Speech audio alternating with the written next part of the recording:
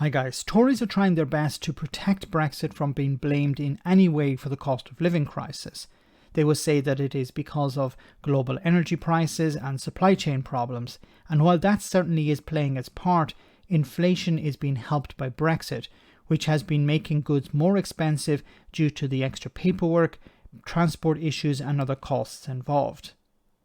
However, one Tory, Shaun Bailey, a failed candidate for Mayor of London, knows exactly who is to blame for it. Wait till you hear this. Let's deal with Gordon Brown first. He should absolutely jog on, because the real big problem we have in this country is the massive amount of public spending we have. Public spending? So the cost of living crisis is a result of public spending. The government should be spending more money. Obviously, they're not spending enough because people are struggling. They should be actually presenting some sort of stimulus plan, putting money in people's pockets. People are struggling at the moment. This guy is claiming that... What planet is he on? He's claiming that the cost of living crisis is a result of too much public spending. And it started under him. Anybody who pays attention to this will remember the fiasco over the gold. And that was just one moment where he absolutely destroyed our finances. We are now suffering from the activities of the last Labour government. Let's be... So, the cost of living crisis is a result of massive public spending and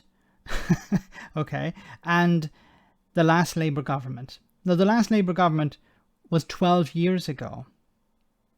Is this guy making a case for not voting Tory because you had David Cameron, you had Theresa May, you had Boris Johnson, and you're likely to have Liz Truss?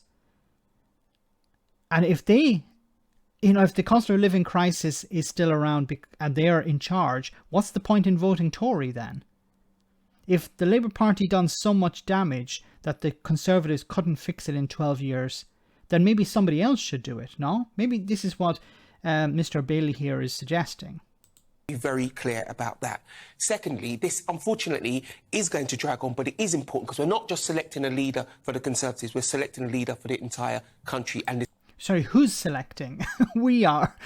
The people, no, not the people, is in a particular constituency. No, it's, well, it's just the party. The party are deciding.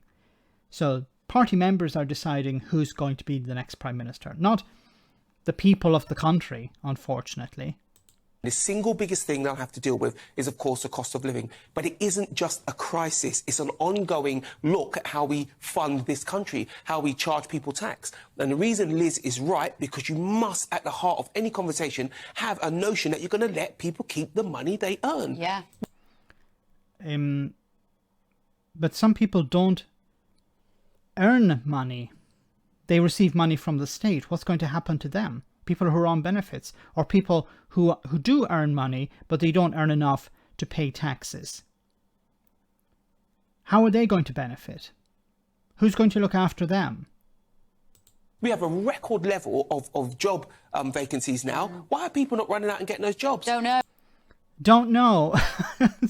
Don't know why people... Maybe we should ask the people. Maybe if we actually met the people and asked them, why are you not doing these jobs? Well, some of the jobs I don't have the skills for.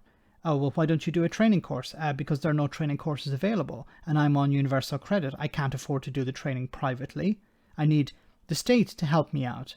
But there are no training courses because the Tories cut a lot of funding.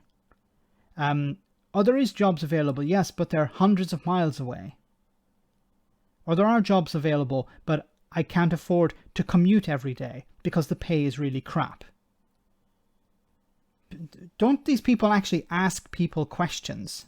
No. Because they don't want to give the money back to the government. If you work, you want to keep your money. And also probably because they've had quite a lot of money from the government. I know a lot of people who are on furlough who frankly have got used to sitting home and not doing a lot. I couldn't agree. Sorry, who is sitting at home not doing a lot after the furlough scheme? The furlough scheme is over. It's been over for a long time. Who is still sitting at home? Like, if somebody's sitting at home and not earning money, well, then they don't have to work. Who are these mythical people they're talking about? I'm completely stumped here. One of the reasons I'm not a Rishi fan is because under furlough there was an inordinate amount of fraud and he didn't go after that money. That money belongs to the hard-working, hard-up people in this country. He should have got that money back, and because he didn't, for me, I can't support I think it's about... This is an interesting question, and I've raised this before. Why did Rishi Sunak not go after the fraud? Because, well, it would have been uncomfortable. Because a lot of businesses that support the Conservative Party, they benefited from it as well. Now, it's easy for the Tories to criticise Sunak for not going after this fraud because he's not going to go after them now, and whoever takes over from Boris Johnson is not going to go after these people. So it's a bit of a pointless argument because no one is actually going to go after this fraud. He just wrote it off. Now, he's talking about not helping people. Liz Truss is talking about not helping people, which, you know, this money could have been used to help people, but of course they're not going to do it. So it's a bit pointless talking about this. 5 billion they've just written off. They know that, I mean, it was more than that, but I think the 5 billion is it's just gone. 5 billion that we could have spent on the NHS. Yeah. But you wouldn't spend it on the NHS. You never spend it on the NHS. This argument, oh, we could have had this money. You know, £350 million a week could have been spent on the NHS. Oh, it wasn't. Why is that? Because it was based on a lie. In the same way that you're not going to spend £5 billion on the NHS. You're not going to take this money that was clawed back. Incidentally, some are saying that it would cost more to actually get the money back than to actually have the money.